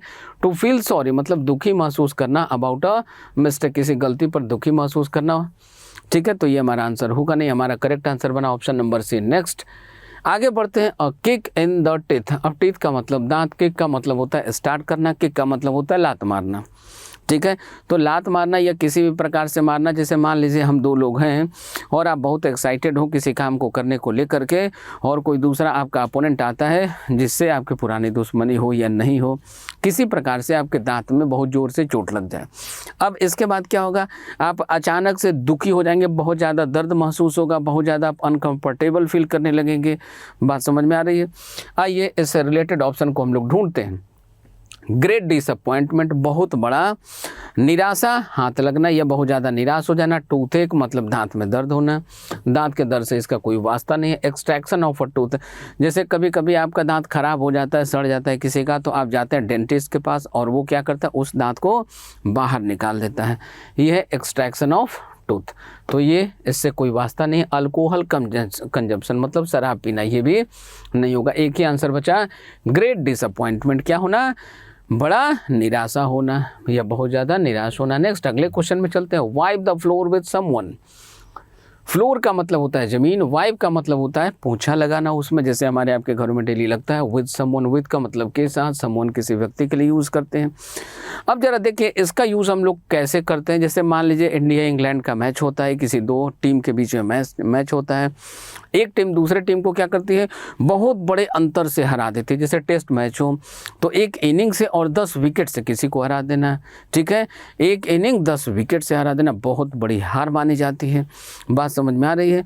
तो ऐसा किसी को क्लीन स्वीप कर देना, किसी सीरीज़ में, वनडे सीरीज हो, ओडीआई सीरीज हो, 2020 का सीरीज हो, टेस्ट सीरीज हो, उसमें उसको क्लीन स्वीप कर देना, मतलब 5 टेस्ट का या 5 मैचेस थे उसमें, उस सीरीज़ में 5-0 से किसी को हरा देना, क्लीन स्वीप करना, ठीक है। इसको कहते हैं हम लोग wipe the floor with someone, किसी को बुरी तरीके से पराजित करना। अब आइए ऑप्शन ढूंढे हम लोग। टू डिफीट समवन, किसी को पराजित करना। टू चीट समवन, किसी को धोखा देना, कैंसिल हो गया। To help someone, cancel. To criticise someone, किसी की निंदा करना, किसी की आलोचना करना, तो ये सब कैंसिल हो गया। आंसर क्या बना? ये वाला, ठीक है। नेक्स्ट चलते हैं अगले क्वेश्चन में। रेड लेटर है, ये तो आप बचपन से जानते हैं, जैसे 15 अगस्त, 26 जनवरी, ये क्या है भाई? तो ये हमारे कॉन्स्टिट्यूशन के रेड लेटर डे में लिखा हुआ है, मतलब मेमोरेबल डे है, यादगार दिन है, इंपॉर्टेंट दिन है। हाँ, ये हम लोग ढूंढे मेमोरेबल डे, यादगार दिन। रोज डे क्या होता है भाई? रोज डे या इसी प्रकार का एक और इडियम्स एंड फ्रेजेज आपके एग्जाम में पूछा जाता है, बेड ऑफ रोजेज। इन दोनों का मतलब होता है कंफर्टेबल टाइम होना, प्लेजेंट टाइम होना। जैसे हम सभी के लाइफ में कुछ ना कुछ ऐसा समय आता है जो आपका गाला डे होता है। गाला डे का मतलब जो आपके मौज मस्ती का, खुशी का दिन होता है, आरामदायक दिन होता है, जैसे आप चाहते हो वैसा ही काम उस पीरियड में चल रहा होता है, ठीक है। ये होता है बर्थडे, आपको पता ही है, हॉलीडे, छुट्टी आपको पता ही है, तो ये कैंसिल, ये कैंसिल, ये कैंसिल। फिर एक ही आंसर बचा हमारे पास, memorable day, important day. Next, read between the lines. जैसे आप पैसेज का क्वेश्चन बना रहे होते हैं तो वहाँ पे क्या होता है कि कई बार कुछ ऐसे स्टेटमेंट लिखे होते हैं, ऐसे क्वेश्चन कई बार आपके एग्जाम में पूछे जाते हैं पैसेज से रिलेटेड, जिसको देख करके आप जाते हैं पैसेज में, और पैसेज में उससे रिलेटेड लाइन आपको डायरेक्टली कहीं पे दिखाई नहीं पड़ता है, वो हिडन मीनिंग होता है। क्या होता है? हिडन मीनिंग होता है। तो आपको हिडन मीनिंग को समझना होता है, इसी के लिए हम लोग यूज़ करते हैं read between the line. Read का मतलब पढ़ना, बिटवीन का मतलब बीच में, और लाइन्स का मतलब लाइन, पंक्तियाँ, ठीक है। पंक्तियों के बीच को ठीक से पढ़ना, पंक्तियों को ठीक से पढ़ना और उनके हिडन मीनिंग को समझना, ये होता है इसका meaning. Understand something that is not said outright, जो सीधे तौर पे, स्पष्ट तौर पे नहीं कहा गया हो, ऐसे मीनिंग को समझना, ये होगा हमारा answer. Speak the truth even if it is unpleasant, मतलब कोई ऐसी सच्चाई जो कड़वा हो फिर भी उसको क्या करना? बोलना। तो इससे हमारा कोई वास्ता नहीं। बी अफ्रेड मतलब डरना, कोई मतलब नहीं। हार्म समवन, किसी को नुकसान पहुंचाना, इससे हमारा कोई वास्ता नहीं है। नेक्स्ट आगे बढ़ते हैं हम लोग, चलते हैं अगले में। लायंस शेयर, लायन का जो हिस्सा होगा वो कैसा होगा भाई? लायन थोड़ा बहुत खाएगा, 2 चपाती खा लेगा, काम चलेगा क्या? 2 ब्रेड दे दीजिए, ब्रेड जैम दे दीजिए, खाएगा क्या? नहीं खाएगा, ठीक है। अब ब्रेड को भूख लगी हो, एक खरगोश पकड़ा दीजिए, उसका पेट भरेगा? नहीं भरेगा, ठीक है। लायन शेयर मतलब लायन का जो शेयर होगा वो कैसा होगा? उसको भोजन कैसा चाहिए? बड़े हिस्से में चाहिए। ऐसे भी आप जानते होंगे शेर एक दिन खाता है, डेली डेली हमारे आपके तरह 3 बार 4 बार खाता पीता नहीं हो, ठीक है। वो क्या करता है? वो एक ही बार 2-3 दिन का डोज लेके आराम से 2-3 दिन तक रेस्ट करता रहता है। भाई जो बलवान होता है, जो ज़्यादा बुद्धिमान होता है, ये लोग कैसे होते हैं? आलसी होते हैं। अब रिलेटेड ऑप्शन को ढूंढिए। एनिमल शेयर मतलब जानवर का हिस्सा, कोई मतलब नहीं। लार्जेस्ट शेयर ये हो सकता है भाई। फोर्सफुल शेयर मतलब ज़बरदस्ती वाला हिस्सा, ये नहीं। लिमिटेड शेयर, ये भी नहीं। एक ही आंसर बचा, लार्जेस्ट। नेक्स्ट आगे चलते हैं। Have a soft spot for someone मतलब आपके दिल में किसी के लिए एक बड़ा ही अच्छा स्थान होना, अच्छा स्थान होना। मतलब ये कि आप उस व्यक्ति को बहुत पसंद करते होंगे, प्रेफर करते होंगे, लाइक करते होंगे। चलिए ऑप्शन को ढूंढते हैं। To argue something with no effect मतलब किसी से किसी बात पे, किसी चीज़ के लिए मतलब आर्ग्यू करना, बहसबाजी करना विथ नो इफेक्ट, और इस तरीके की बहस करना, बात करना जिसका कोई प्रभाव नहीं हो। To show the true nature of someone किसी के वास्तविक प्रकृति को, नेचर मतलब प्रकृति, स्वभाव को दिखाना, ऐसे इसका कोई वास्ता नहीं। टू रिजॉल्व प्रॉब्लम सक्सेसफुली मतलब किसी समस्या का समाधान करना, सफलतापूर्वक समाधान करना, कोई मतलब नहीं। टू लाइक समवन अलॉट मतलब किसी को बहुत ज़्यादा पसंद करना, ये हमारा आंसर बनेगा। ये तो पहले ही कैंसिल था। नेक्स्ट आगे बढ़ते हैं, चलते हैं अगले क्वेश्चन में। बैक आउट मतलब मान लीजिए कि आपने किसी को कोई प्रॉमिस किया किया था, आप कहीं कोई काम कर रहे थे, ठीक है, कोई कार्यक्रम चल रहा था, कोई घटना घट रही थी, आप वहाँ से बैक हो गए, मतलब ऐसे आप पीछे निकल लिए और फिर जो पूरा स्टेडियम था, पूरा ग्राउंड था, या जो भी उसका दायरा था, सीमा था, उससे बाहर चले जाना। मतलब ये कि आप जो काम कर रहे थे, आपने उस काम से अपना मुंह मोड़ लिया, उससे अपना हाथ वापस खींच लिया, उससे सपोर्ट वापस ले लिया, ठीक है। इस तरीके का इसका मीनिंग होगा। आइए इससे रिलेटेड हम लोग ढूंढते हैं। टू मूव बैकवर्ड मतलब पीछे की तरफ चलना, पीछे की तरफ मुड़ना। टू विड्रॉ फ्रॉम माने कहीं से बाहर होना। स्टैंड आउट, अब ये देखिए स्टैंड आउट क्या होता है, ये पुल ओवर क्या होता है, इन दोनों को समझते हैं। सबसे पहले ये ऑप्शन कैंसिल हो गया। स्टैंड आउट क्या होता है, किसी का आप यदि सपोर्ट कर रहे थे या विरोध कर रहे थे, तो वो जो भी आप एक्टिविटी कर रहे थे, यानी कि सपोर्ट या विरोध दोनों में से जो भी कर रहे थे, इसको कंटिन्यू करते रहना, ये होता है स्टैंड आउट। तो ये भी कैंसिल। अब ये देखिए जो पुल ओवर होता है, ठीक है, खींचना, खींच के बाहर करना, ये भी हमारा नहीं होगा, ये भी हमारा नहीं होगा। अब एक ही आंसर बना हमारा, मिलता जुलता, इससे एक ही आंसर है to withdraw from. Next at loggerhead. अब हेड का मतलब क्या होता है, सिर। अब ये लॉगर का मतलब क्या होता है, टकराना, सिर टकराना, ठीक है, कोलिजन होना। अब मतलब जरा देखिए, किसी मुद्दे को लेकर के, किसी विवाद को लेकर के, किसी दो व्यक्ति के बीच में जो टकराव होता है, इसको हम लोग क्या कहते हैं, इसी को हम लोग कहते हैं एट लॉगर हेड्स। टकराव कब होगा, जब दोनों के बीच असहमति होगी। अब टकराव का मतलब लड़ाई करना नहीं, गोली बम चलाना नहीं, ठीक है, किसी मुद्दे को लेकर के विरोधाभास होना, असहमति बनना, ठीक है, टकराव होना। डिसएग्रिंग विथ मतलब किसी से डिसएग्री कर जाना, ठीक है, किसी के साथ डिसएग्री कर जाना, असहमत होना। इन वंस एब्सेंस किसी की अनुपस्थिति में, तो अनुपस्थिति से कोई वास्ता नहीं। टू राइट डाउन मतलब जॉट डाउन, लिखना। एट मर्सी मतलब किसी की इच्छा से, इरादे से, ये भी नहीं।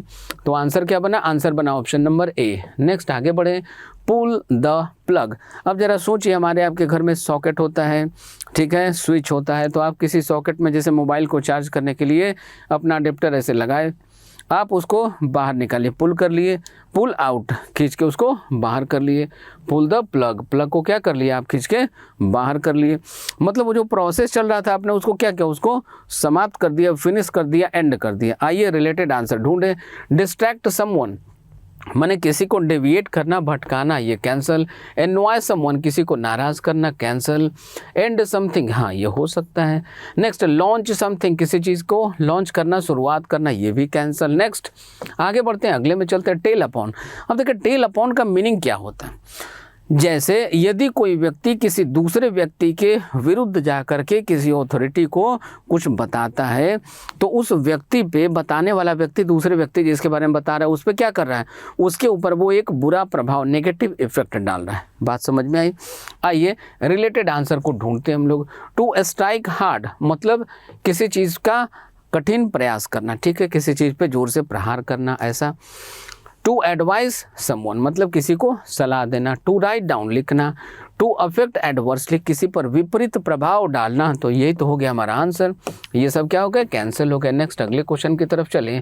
Comparing apples with orange. जब देखिए एप्पल का कंपैरिजन किसी का ऑरेंज से ये होगा, ये दोनों अलग अलग चीज़ें हैं। अब ठीक है, एप्पल के बहुत सारे वेराइटीज़ है, ऑरेंज के बहुत सारे वेराइटीज़ है, एक वेराइटी की तुलना दूसरे वेराइटी से करते, बात समझ में आती। ठीक है, जैसे कभी कभी इंसान का तुलना जूतों से कर दिया जाता है। नहीं, फिल्मों का डायलॉग था, किसी फिल्म का डायलॉग था, पुराने ज़माने के किसी फिल्म का डायलॉग था, मेरे जूते तुमसे बेहतर हैं, मेरे जूते तुमसे बेहतर हैं। ये कैसे हो सकता है भाई, जूता है नॉन लिविंग और इंसान है लिविंग। जूते का तुलना इंसान से नहीं हो सकता, इंसान का तुलना जूते से नहीं हो सकता। मतलब दो अलग अलग व्यक्तियों या वस्तुओं के बीच में तुलना करना या तुलनात्मक बातें करना। आइए और आंसर को हम लोग देखना शुरू करते हैं। क्या बन सकता है आंसर, अनइक्वल कंपैरिजन, ये हो सकता है। Comparison between the two kinds of fruit, दो प्रकार के फलों के बीच तुलना, कोई मतलब नहीं। To have a health issue, कोई मतलब नहीं। कैलकुलेशन ऑफ प्रोटीन्स, मतलब प्रोटीन का कैलकुलेशन करना, कोई मतलब नहीं। अब देखिए आप में से कुछ बच्चों के मन में आएगा सर ये दोनों अलग अलग प्रकार के फ्रूट तो हैं, तो ये वाला तो आंसर हो सकता है हमारा। भाई हम पहले ही आपको समझा चुके हैं कि यहाँ पे जो लिखा हुआ होता है उससे रिलेटेड उसका आंसर नहीं होता है, उससे बिल्कुल अलग उसका आंसर होता है। ठीक है, तो ऐसे कन्फ्यूजन में मत रहिएगा। इस का आंसर बनेगा ऑप्शन नंबर ए, इसका आंसर बनेगा ऑप्शन नंबर ए। नेक्स्ट यहाँ आइए कॉल अपॉन। देखिए कॉल अपॉन का मीनिंग क्या होता है, मंच पे किसी को कुछ करने के लिए बुलाना। मतलब आप बुला रहे हैं तो या तो रिक्वेस्ट कर रहे हैं या तो आप ऑर्डर दे रहे हैं, ठीक है। चलिए रिलेटेड आंसर आप ढूंढ लीजिए। टू स्टॉप मतलब रोकना, टू ऑर्डर ये हो सकता है, एडजस्ट मतलब एडजस्ट करना, टू फॉलो मतलब किसी का अनुसरण करना, किसी की बात मानना, ओबे करना, तो ये कैंसल, ये कैंसल, ये कैंसल, आंसर क्या बनेगा ऑर्डर, ठीक है। नेक्स्ट आगे my friend was playing the devil's advocate. अब देखिए डेविल का मतलब क्या होता है, शैतान, जैसे चाइना को हम लोग ड्रैगन के नाम से जानते हैं, ठीक है। अब डेविल भी क्या होता है, एक नेगेटिव बॉडी होता है, ठीक है। अब एडवोकेट का मीनिंग क्या होता है, एडवोकेट का मीनिंग होता है वकील, एडवोकेट का दूसरा मीनिंग होता है समर्थन करना, सपोर्ट करना, ठीक है। अब जरा ध्यान दीजिए, प्लेइंग द डेविल्स एडवोकेट, ठीक है। अब होता क्या है कि डेविल क्या है, एक नेगेटिव कैरेक्टर है। तो यदि आपके सामने कोई नेगेटिव बातें करता है जो आपका माइंड उसको अडॉप्ट नहीं करता, आपके माइंड के अकॉर्डिंग वो चीज़ें आपको ठीक नहीं लगती, उसके अगेंस्ट बोलना, उसके अगेंस्ट में बोलना, ये होता है डेविल्स एडवोकेट। आइए ऑप्शन को ढूंढते हैं।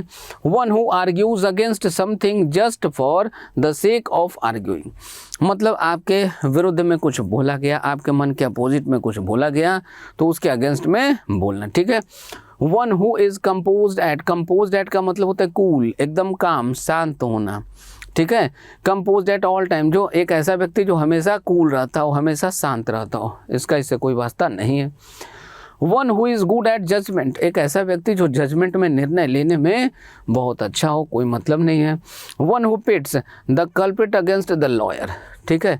तो ये भी, इससे भी हमारा कोई वास्ता नहीं है, हमारा वास्ता है ऑप्शन नंबर ए से, क्योंकि यही हमारे मीनिंग से मिलता जुलता है। Next under duress, under duress. अब सबसे पहले अंडर का मतलब क्या होता है, नीचे, ड्यूरेस का मतलब क्या होता है, प्रेशर, ठीक है। तो प्रेशर के नीचे होना, प्रेशर में होना, प्रेशर से रिलेटेड आंसर हम ढूंढेंगे, ठीक है। अंडर ड्यूरेस, अंडर ड्यूरेस मतलब under support cancel, under pressure, हाँ ये हो सकता है। अंडर कंफ्यूजन नहीं होगा।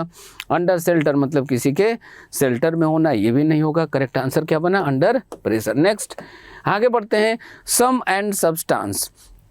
देखिए सम एंड सब्सटेंस क्या होता है, सम एंड सब्सटेंस का मतलब होता है महत्वपूर्ण, क्या होता है, इसका मीनिंग होता है महत्वपूर्ण होना, ठीक है, इंपॉर्टेंट होना। आइए ढूंढें, आंसर की तरफ चलें। असेसमेंट मतलब किसी चीज़ का मूल्यांकन, डेलिब्रेशन मतलब किसी चीज़ को एक्टिव करना, डिफिकल्टी कठिनाई, एसेंस का मतलब होता है मुख्य चीज़, सार तत्व, निष्कर्ष, ठीक है।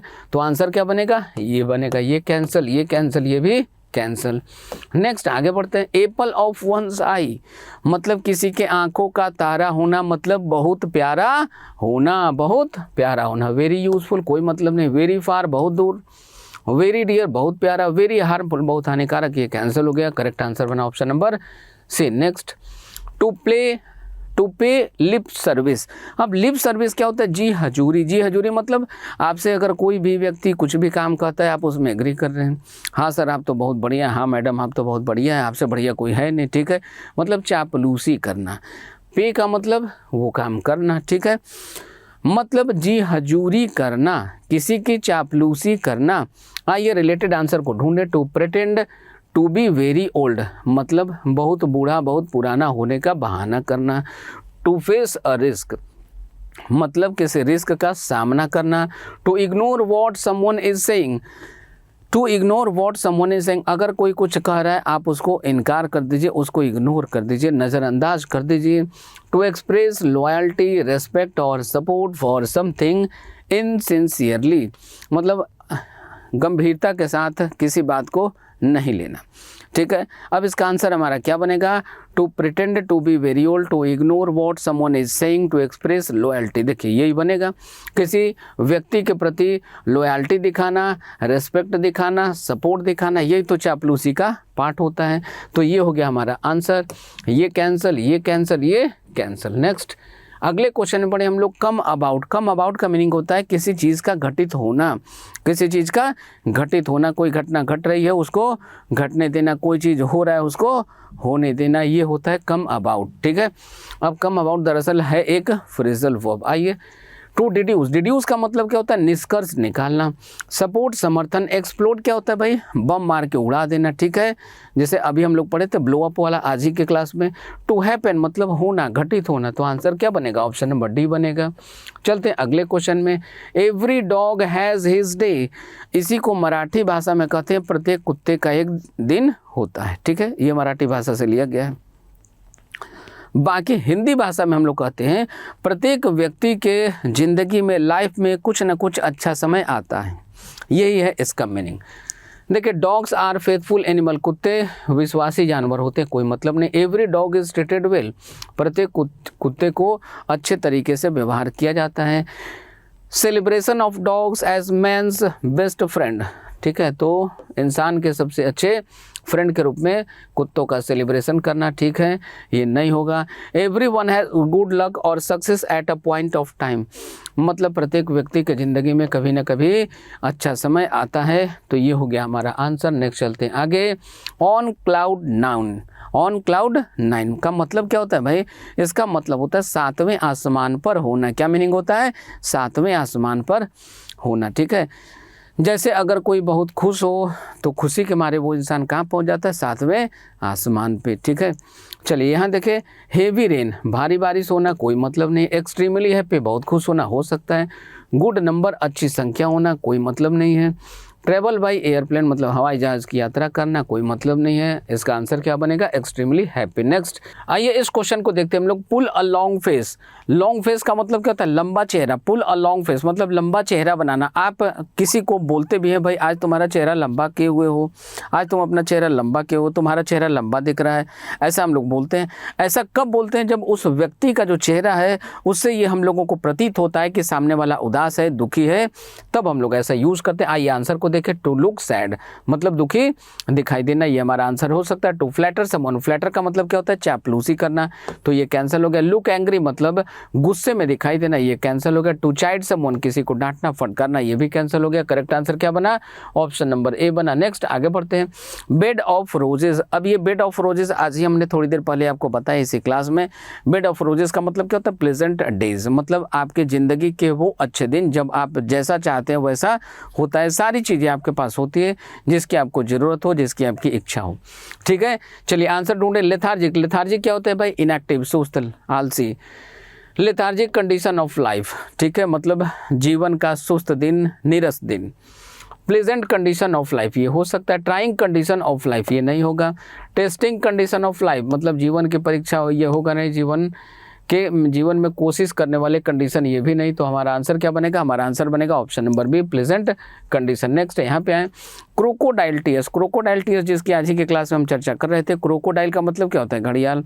अब ये जो मगरमच्छ होता है, ये जो घड़ियाल होता है, इसके आंसू होते नहीं, पानी से जब ये निकलता है तो भले ही इसके आंखों की तरफ से आंसू टाइप के पानी निकलते हुए दिखाई दे, ऐसा होता नहीं। मतलब ये कि जो दिखावा करना, ऐसी चीज़ों का दिखावा करना जो रियली एग्जिस्ट नहीं करती है, ठीक है, जो रियली एग्जिस्ट नहीं करती हो, ऐसी चीज़ों की दिखावा करना। सिंसियर एक्सप्रेशन ऑफ सॉरो मतलब सिंसियर एक्सप्रेशन ऑफ सॉरो मतलब दुख का एक सिंसियर एक्सप्रेशन देना। क्रूएल प्रेजेंटेशन ऑफ सॉरो मतलब सॉरो का एक क्रूएल प्रेजेंटेशन देना, ये भी नहीं होगा। Crying of a crocodile, crocodile का चिल्लाना, रोना, ये भी नहीं होगा। प्रिटेंडेड शो ऑफ सॉरो मतलब दुख का दिखावा करना, तो ये हो गया हमारा आंसर। नेक्स्ट आगे बढ़े। अब पीस ऑफ केक, अब piece of cake, cakewalk, ये सब क्या होते हैं, ये सब होते हैं आसान। Very easy to do something या इज, इन सब का मतलब होता है बहुत आसान। आइए आंसर चेक करें। एन एम्बिशियस पर्सन एक महत्वाकांक्षी पर्सन, एक महत्वाकांक्षी व्यक्ति में। एम्बिशियस का मतलब होता है महत्वाकांक्षी, ठीक है। एन ऑब्स्टेकल, ऑब्स्टेकल क्या होता है भाई, रोड़ा, बाधा, अवरोध। इजी टास्क, हाँ ये हो सकता है। पीस ऑफ केक है, इजी टास्क ये हो सकता है। पनिशमेंट सजा, ये नहीं होगा। नेक्स्ट आगे बढ़े, आगे चलते अगले क्वेश्चन में। The coach felt extremely nervous, extremely nervous, जो कोच था, जो ट्रेनर था, वो कैसा फील कर रहा है, एक्सट्रीमली नर्वस फील कर रहा है। एक्सट्रीमली नर्वस का मतलब क्या है, जब कोई भी व्यक्ति बहुत ज़्यादा नर्वस हो जाएगा, बहुत ज़्यादा घबरा जाएगा, तो उसका जो हार्ट बीट होगा वो कैसा होगा, बहुत ज़्यादा तेज धड़कने लगता है, ठीक है, बहुत ज़्यादा फास्ट चलने लगता है। आइए रिलेटेड ऑप्शन हम लोग ढूंढते हैं। हार्ट एस्किप्ड अ बीट, हार्ट एस्किप्ड अ बीट का मतलब होता है धड़कनों का बहुत तेज धड़कना, दिल का बहुत तेज धड़कना, ठीक है। अब दिल का धड़कना मतलब दूसरे डायरेक्शन में आप मत ले लीजिएगा, ठीक है, बात समझ में? सांसों का चलना, दिल का धड़कना किसकी बदौलत है, ठीक है, तो उस डायरेक्शन में नहीं जाना, चलना है अपने क्वेश्चन के डायरेक्शन में। Next, like a cakewalk. Like a cakewalk का मतलब भी वही होता है, very easy. Crying wolf, crying wolf आपने सुना होगा, मतलब झूठा बहाना करना, झूठा दिखावा करना कि वुल्फ आया, ठीक है, और बाद में पता चलता है कि जब रियली वुल्फ आ गया तब लोग उसके सपोर्ट में आए ही नहीं। ये वाली सिचुएशन जो आप बचपन में पढ़े थे, इसको कहते हैं crying wolf. Raining cats and dog, ये भी देखिए इडियम्स एंड फ्रेजेज है। रेनिंग कैट्स एंड डॉग का मतलब होता है मूसलाधार बारिश होना, तो ये भी इडियम था, ये भी क्लियर होगा, ये मेरा आंसर नहीं होगा। क्राइंग वुल्फ ये भी इडियम था, ये भी नहीं होगा। Cake and like a cakewalk ये भी इडियम था, ये भी नहीं होगा। एक ही आंसर है, जब आप बहुत नर्वस होंगे तो क्या होगा, आपका हार्ट बीट बहुत ज़्यादा तेज़ हो जाएगा। नेक्स्ट आगे बढ़ते हैं यहाँ से हम लोग। It's all Greek to me. अब ये देखिए, ये ग्रीक वेटिकन सिटी आपको अचानक से उठा के यहाँ से किसी नए जगह पे, नए देश में, नए कंडीशन में ले जाकर रख दिया जाए तो वहाँ की सारी चीज़ें आपके लिए कैसी होगी, बिल्कुल नहीं होगी। वहाँ की सारी चीज़ें आपके लिए कैसी होगी, बिल्कुल नहीं। वहाँ की सभी चीज़ों से, परिस्थितियों से, व्यक्तियों से आप कैसे होंगे, बिल्कुल अनजान होंगे, बिल्कुल अनभिज्ञ होंगे, अननोन होंगे। आइए इससे रिलेटेड हम लोग आंसर ढूंढना शुरू करें। I am aware of the historical fact, मतलब ऐतिहासिक चीज़ों से क्या होना, अवेयर होना, मतलब ऐतिहासिक चीजों के प्रति जागरूक होना, उसकी जानकारी आपको होना। अगला ऑप्शन देखिए हमारा क्या है, I know this subject very well, मतलब मैं इस विषय को बहुत अच्छी तरीके से जानता हूँ। I can not understand anything, मैं कुछ भी नहीं समझ सकता। I can understand the cause of something, मतलब मैं किसी चीज़ का कारण समझ सकता हूँ। तो कारण समझने से मतलब नहीं है भाई, आप बिल्कुल कैसे हैं, आपको होना था बिल्कुल अनअवेयर। कैसा होना था, आप थे बिल्कुल चीज़ों के प्रति अनअवेयर। कैसे थे आप, बिल्कुल अनअवेयर थे। कैसे थे, बिल्कुल अनअवेयर थे, तो आप वहाँ की चीज़ों को समझ नहीं सकते। मतलब हमारा आंसर क्या बनेगा, हमारा आंसर बनेगा ऑप्शन नंबर सी। हमारा आंसर क्या बनेगा, ऑप्शन नंबर सी बनेगा।